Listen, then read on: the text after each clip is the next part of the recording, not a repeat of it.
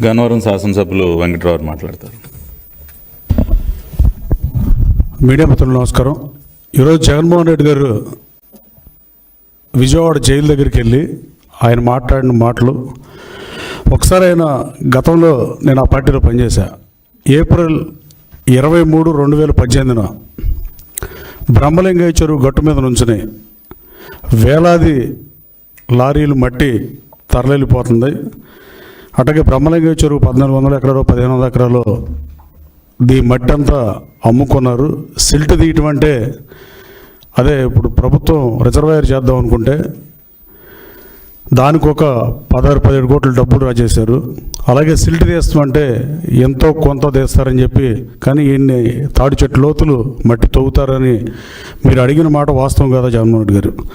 మీరు ఆ రోజున మాట్లాడినప్పుడు అదే బ్రహ్మలింగయ్య చెరువు గట్టు మీద నుంచి మాజీ శాసనసభ్యుని, అప్పుడున్న శాసనసభ్యుడిని మట్టి కాసుడు అని, బకాసుడు అని, రౌడీ అని మీరు మాట్లాడిన మాట వాస్తవం కదా.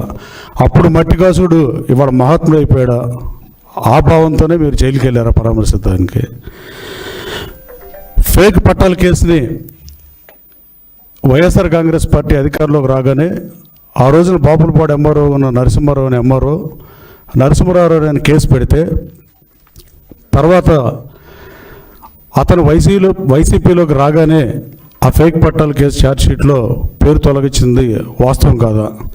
ఆ ఎంఆర్ఓని గన్నవరంలో ప్రధానమైన మండలం గన్నవరం బాపులపాడు 75,000 ఓటింగ్ ఉండి 2 లక్షల పైన జనాభా ఉండేదానికి ఒకే ఎంఆర్ఓని కొన్ని సంవత్సరాల పాటు ఉంచిన మాట వాస్తవం కదా. బూతులు తిట్టేవాళ్ళకి మంత్రి పదవులు ఇచ్చి, బూతులు తిట్టేవాళ్ళని ప్రోత్సహించి, తెలుగు భాష మీద దాడి చేసి ప్రజల తిరస్కారానికి గురై 11 సీట్లు పరిమితమైంది వాస్తవం కాదా?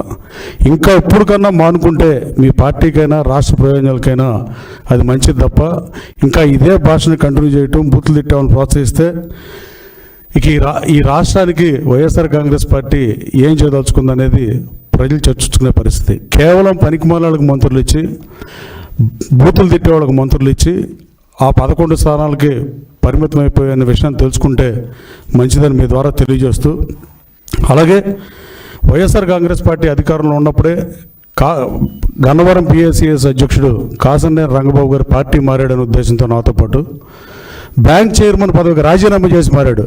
రాజకీయ విలువలకి తిరోధకాలు లేకుండా మీరు అతను రాజీనామా చేయకుండా తీసుకున్న కాసన్నేని రంగబాబు బ్యాంక్ ప్రెసిడెంట్ పదవికి రాజీనామా, ఆ రోజు చేరిన వాళ్ళందరూ రాజీనామా చేసి చేరారు.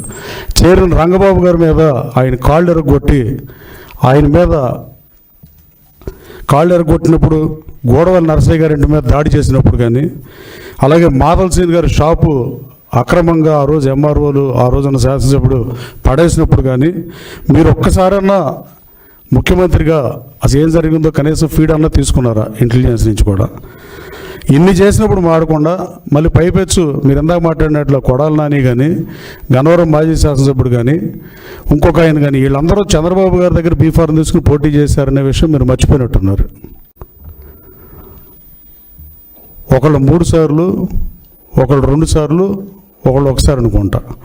వాళ్ళని చూసి చంద్రబాబు గారు భయపడే పరిస్థితి ఏముంటుంది? మనం స్టేట్మెంట్ ఇచ్చేటప్పుడు రాజకీయాల్లో మేనమేషాలు లెక్క పెట్టకుండా మంచి చెడు చూసుకుని మాట్లాడితే ప్రయోజనం ఉంటుంది తప్ప నోటికి ఎంత వస్తే అంత మాట్లాడితే రాష్ట్ర ప్రజలు గమనిస్తున్నారు.